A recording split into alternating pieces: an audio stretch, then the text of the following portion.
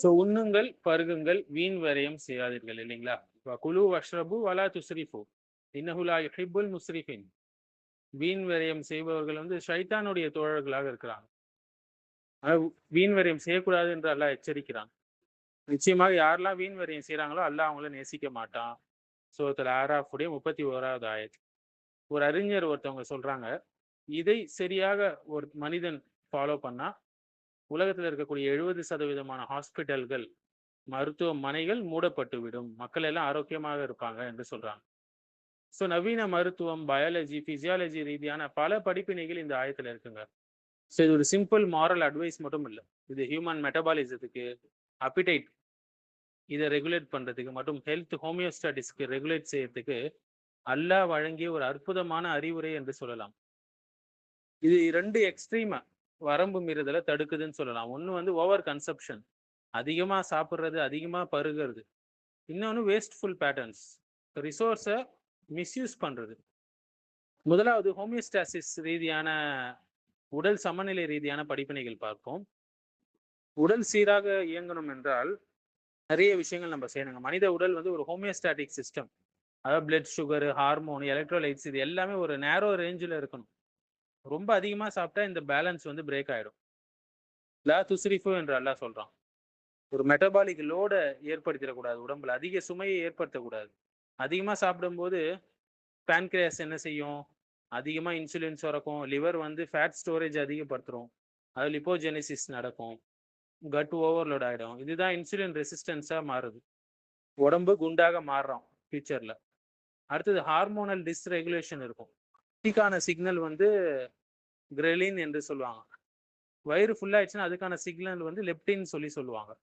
ரொம்ப அதிகமாக சாப்பிட்டுட்டே இருக்கக்கூடிய ஒரு பழக்கம் ஒருத்தர் இருக்காருன்னா அவருக்கு லெப்டின் ரெசிஸ்டன்ஸ் உருவாயிடும். ரெகுலராக வந்து பசிக்கிற மாதிரியே அவர் ஃபீல் பண்ணுவார்.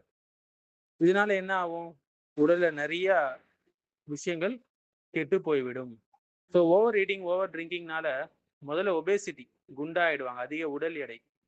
இதனால எவ்வளோ பிரச்சனைகள் வருது இல்லைங்களா? ஹார்ட் அட்டாக்லேருந்து ஆரம்பிச்சு எவ்வளோ பிரச்சனைகள், மூட்டு வலிகள், எவ்வளோ பிரச்சனைகள். அது டைப் 2 டயபிட்டிஸ் நடக்குது, ரத்த குழாய் வந்து அடைப்பு ஏற்படுது. அடுத்தது வந்து செரிமான பிரச்சனைகள் நிறைய வருது, ஆசிட் ரிஃப்ளெக்ஸ் நடக்குது, ப்ளோட்டிங் நடக்குது, டைஜஷன் ஸ்லோ ஆகுது, கிட்னி ஃப்ளூயிட் இம்பேலன்ஸ் நடக்குது.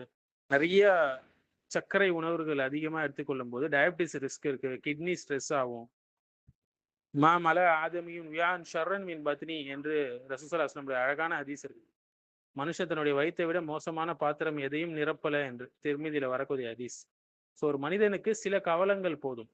3ல் ஒரு பகுதி உணவு, ஒரு பகுதி நீர், ஒரு பகுதி காற்று. இது வந்து கேஸ்ட்ரிக் பிசியாலஜிக்கு பர்ஃபெக்டான மாடல் என்று சொல்லலாங்க.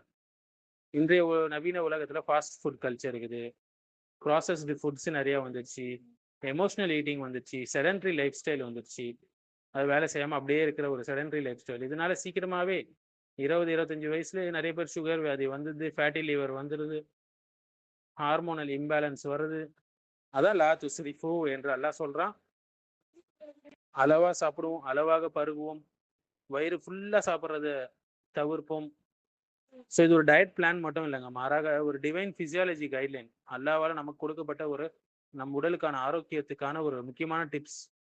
உணவு அல்லாஹ்வுடைய அருட்கொடை. ஆனால் அதை மிஸ்யூஸ் பண்ணா அந்த அருட்கொடையே தண்டனையாகவும் சோதனையாகவும் ஆயிடும், நோயாக ஆயிடும். மாடர்ன் மெடிசன் என்ன சொல்லுதுன்னா, ஓவர் கன்சப்ஷன் கில் ஸ்லோலி சொல்லுவாங்க. இது 1400 ஆண்டுக்கு முன்னாடியே அல்லாஹ் சொல்லிட்டான் அல் குரானுடைய ஆயத்துல, உண்ணுங்கள் பருகுங்கள் வீண் விரயம் செய்யாதீர்கள்.